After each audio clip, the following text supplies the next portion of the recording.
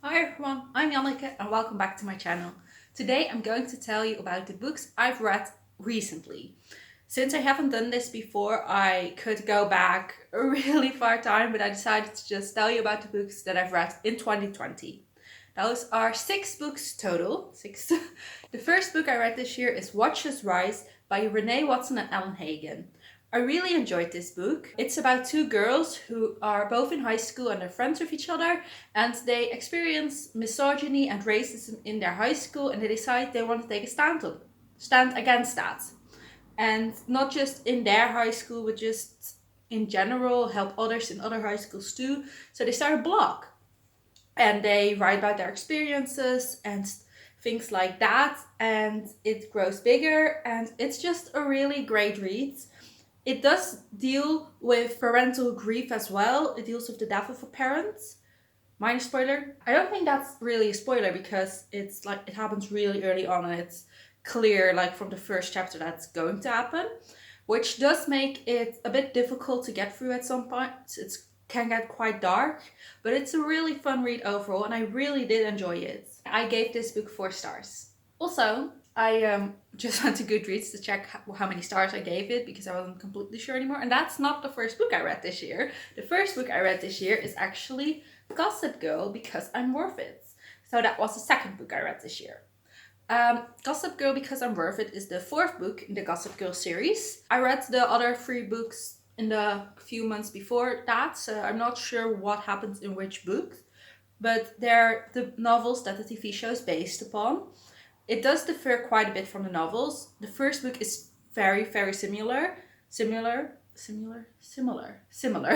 The first book is very, very similar to the show, but after that it changes direction a lot and characters are depicted differently as well. So yes, it's a book about some rich teenagers in New York City and the things they go through. Overall, I think the series is pretty average. I do enjoy it. It's fun and it's not very serious, which is sometimes also very fun to read about, but it's definitely not like the best writing or the best story or anything like that. But they can be fun to read. It does depend a lot on which character's point of view it is, how much I enjoy it. Within the series, there are different point of views. I think there are 5 total within every book. No, 6. 6 total within every book, I think. Maybe some have some more, but I don't think so. And yeah, it just depends on the character whether or not I like it. Because, for example, Dan's point of view, he's like the main guy character if you haven't seen the TV show. But he can be quite obsessive and stalkerish in how he approaches girls. He can also be quite misogynistic, so I don't really like his chapters. But then on the other hand, the chapters of the girls I all really enjoy and think are fun, especially Blair and Serena and Jenny's chapters I really enjoy. So that is the thing. It just depends on the character and whether or not you like that character. But I think that's the case with every book that's told from different points of views. Yeah, overall it's a fun series, but not very serious. So I gave this book 3 stars. And I think that's pretty average of how I've rated the other books so far as well. I think all the Gossip Girls books I've read have been either 2 or 3 stars. I also talked a bit more about my thoughts on the whole series in the vlog I last posted because I got halfway through the 5th book within that vlog. So if you want to know more about my thoughts on the series in general, you can also watch that because I go into more detail there. And then after that, I read Red, White and Royal Blue by Casey McQuiston. I absolutely love this book. I adore it. If you haven't heard of it, I think now it's really popular, but if you haven't, it's about the son of an American president and the son of the grandson of the British Queen. So it's about royalty and being really important, I guess, or at least really in the public eye. And they meet, well, they know each other already. They're quite antagonistic at the beginning.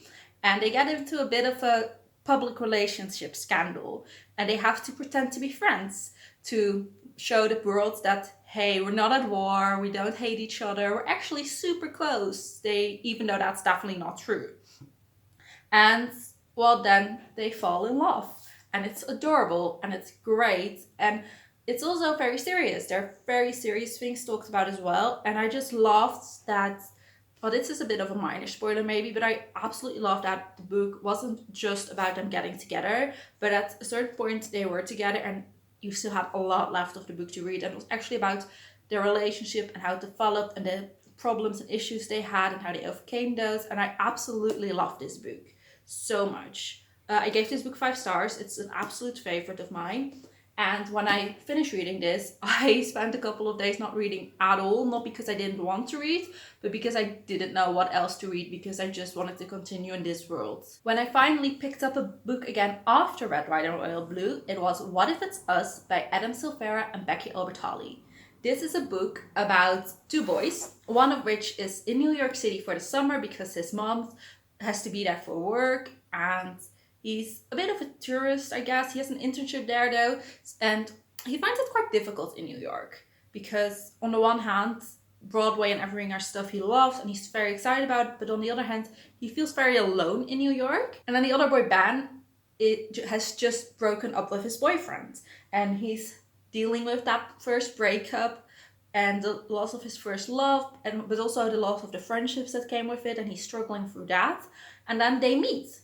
And it's just a meet cute, and they see each other for like 10 minutes or maybe, and then they go away and they don't have a way to contact each other. But both of them are quite, I don't know if obsessed is the right word, but they both thought the other person was cute and hot and want to continue talking with them, want to get to know them, want to see if maybe they can have a relationship or not. So they try to find each other. That's what this book is about. It's about Ben and Arthur and their relationship, but also their friendships outside of each other, which I thought was really great. That it didn't just focus on the love story, but each character had its own struggles that were completely separate from the love story. And I really enjoyed this book too. I also gave this book 5 stars and it was great. I have a very spoilery review of this within my last vlog as well, because it is just, the ending made me feel things. Let's just leave it at that.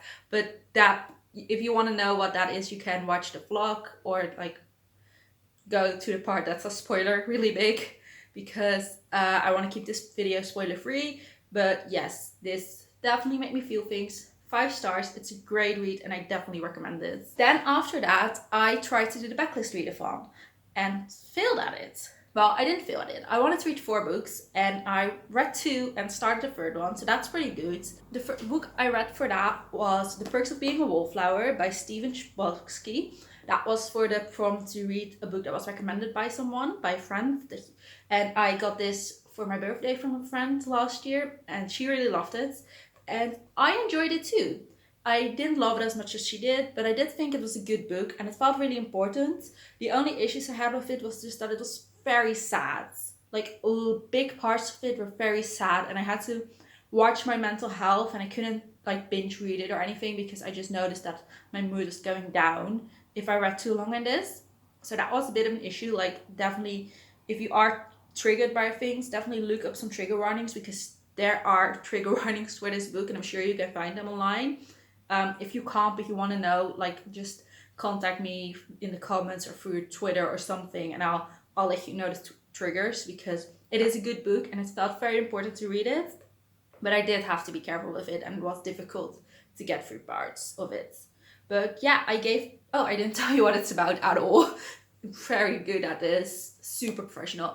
It's about Charlie who is just starting high school and he feels very lonely in high school, but he does make some friends and he just writes about his experiences in high school to this friends. I'm not sure. We never find out who the friend is. He may be imaginary. It might be meant that the reader is the friend. It may be just someone. But yeah, he writes letters about his experiences. It's kind of like a diary. And that's basically it. It's about his first year of high school and his friendships and all the struggles of being in high school, I guess. But yeah, it felt very important. And I enjoyed it. I gave it 3 stars because of how dark it was and how sad it got me.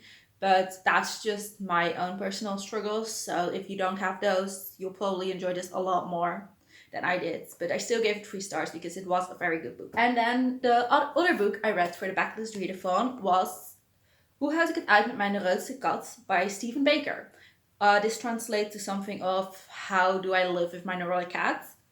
And it was the shortest book on my TBR, which is why I chose it for the backlist readathon. And I DNF'd this. I got about halfway through and I just did not like it. It's very clear that it's meant to be funny. Like, I could read it and I could see how I was meant to smile or laugh at things, but I just didn't find it funny. And there's not really a story or anything, it's just stuff you're meant to find funny. And yeah, when you don't find it funny, if it's not your type of humor, it's just not that enjoyable. And it's probably other people's types of humor though, so if you think it sounds funny, do go check it out. It's basically just a book about how cats are neurotic, I guess, and how to deal with those. And it's very, I'm not sure how to describe it because I didn't enjoy it, but yeah, you have all kinds of pictures and stuff in it, and sometimes they make me smile. It's just that a lot of the time it didn't, and that's just what you need. If you read this book, you need to find this type of humor funny. So yeah, these are the last 6 books I read. Overall, I think it's been a pretty good time of reading because there are 2 5-star books, there's a 4-star books, and there's 2 3-star books, and only 1 DNF/1 star. So I think that's pretty good. And I enjoyed a lot of these. So I hope you enjoyed this video. If you did, leave a like and a comment. Maybe subscribe if you're interested in more of my videos. Also, if you've read any of these books or any other books by the authors of these books, please let me know and let me know what you thought of them. And if there are other books by these authors that you really love that you think I should check, oh, sorry, my laptop fell. Yeah, if there are other books by any of these authors that you think I should check out, also leave that in the comments below and I will definitely at least check out the summary and stuff, and if it sounds interesting, I'll check out the actual book as well. I really enjoyed these books, so hopefully you did too. Well, I enjoyed some of these, I didn't enjoy all of them, but most of them I really enjoyed, so let me know if you did as well. Yeah, if you like this, there'll be a subscribe button here, and there'll be another video here, maybe 2, I'm not sure. I'm still very new at this, but yeah, I'll see you in my next video. Bye!